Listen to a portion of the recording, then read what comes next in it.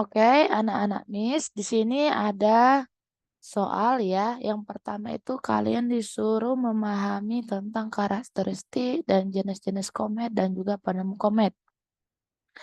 Nah, untuk komet tersendiri ya, itu memiliki karakteristik ya sebagai berikut. Nah, untuk yang pertama karakteristik dari komet yaitu komet adalah objek angkasa yang terdiri dari inti es, debu, dan gas yang mengorbit matahari dalam bentuk elips atau parabola. Berikutnya ada beberapa karakteristik komet yang penting. Yang pertama dia memiliki inti, ekor, dan orbit. Inti komet adalah bagian terpadu dari komet yang terdiri dari es air, es karbon dioksida, es amonia, dan lain sebagainya. Untuk koma adalah atmosfer yang terbentuk saat panas matahari menguapkan es pada inti komet. Ekor dan orbit juga ya memiliki periodisitas. Beberapa komet adalah periodik ya, yang berarti mereka memiliki orbit yang berulang dan kembali ke dekat matahari. Nah, selanjutnya ada penyebab ya. Komet ini diyakini sebagai benda tertinggal dari pembentukan tata surya. Oke. Jadi salah satu jenis daripada komet yang terkenal yaitu komet Halley. Jadi penemu dari komet Halley ini bernama Edmund K. Halley. Edmund Halley. Jangan sampai lupa ya, Nak. Penemu daripada komet yaitu Edmund Halley. Oke, kita lanjut ke soal selanjutnya. Penelitian Kepler terhadap gerak planet-planet mengelilingi matahari lantas memunculkan teori hukum Kepler. Salah satu hukumnya mengatakan bahwa kuadrat periode revolusi planet berbanding lurus dengan pangkat 3 jarak planet terhadap matahari. Ya. Nah, hukum tersebut termasuk dalam hukum Kepler yang keberapa? Nah, untuk soal ini masuk ke dalam hukum Kepler ketiga.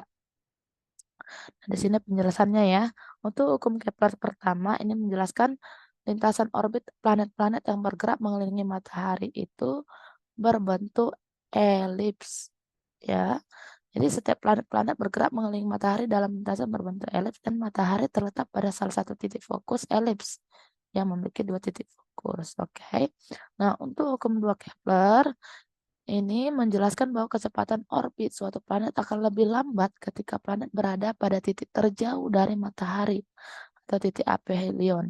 Dan kecepatan orbit suatu planet akan lebih cepat ketika planet berada pada titik terdekat dengan matahari. Nah, ini berhubungan sama si kecepatan ya, Nak. Jadi kecepatan orbit maksimum planet ketika berada di titik perihelion dan kecepatan orbit minimum planet ketika berada di titik aphelion. Atau dengan kata lain ya, hukum dua Kepler ini membahas ya setiap planet bergerak sehingga suatu gas khayal yang ditarik dari matahari ke planet mencakup daerah dengan luas dan waktu yang sama. Nah, sedangkan untuk hukum 3 Kepler inilah menjelaskan periode revolusi planet-planet yang mengelilingi matahari. Jadi planet ini memiliki periode orbit yang lebih panjang ketika planet tersebut letaknya jauh dari matahari dan planet memiliki periode orbit yang lebih pendek ketika planet tersebut letaknya lebih dekat dari matahari. Atau dengan kata lain hukum Kepler 3 yaitu kuadrat periode planet yang mengitari matahari sebanding dengan pangkat 3 dari jarak rata-rata planet. Nah, atau bisa dibuat secara sistematis seperti ini ya, Nak. T1 dibagi T2 dalam kurung ya. Ini dikuadratkan akan sama dengan jarak planet pertama dibagi planet kedua. Nah, ini pangkat 3. Jadi jawaban soal yang kalian tadi ya, Nak, untuk penelitian Kepler yang berhubungan sama ini kuadrat periode revolusi planet berbanding lurus dengan pangkat 3 itu masuk ke dalam hukum 3 Kepler. Oke. Sampai di sini nanti untuk penjelasan soal selanjutnya ada di video pembahasan selanjutnya. Oke, jangan lupa untuk tetap stay tune dan menonton video pembahasan selanjutnya. Sampai di sini, jika ada ingin dipertanyakan sama Miss bisa lewat line. Oke.